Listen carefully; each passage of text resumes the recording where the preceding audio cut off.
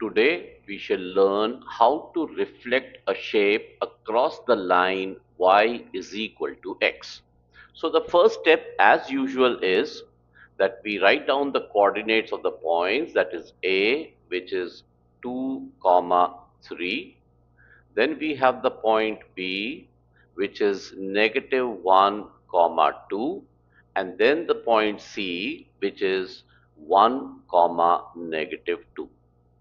Now the rule to reflect across the line y is equal to x is that x comma y becomes y comma x. So using the rule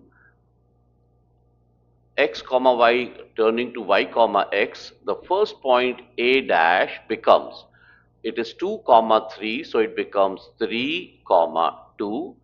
The point b dash, it interchanges, so it becomes 2 comma negative 1, and the point c dash, which will become negative 2 comma 1.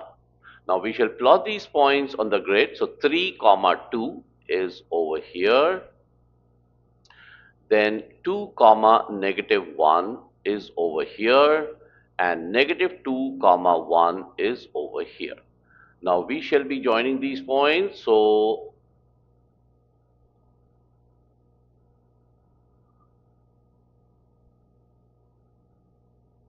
this is how we reflect it across the line y is equal to x.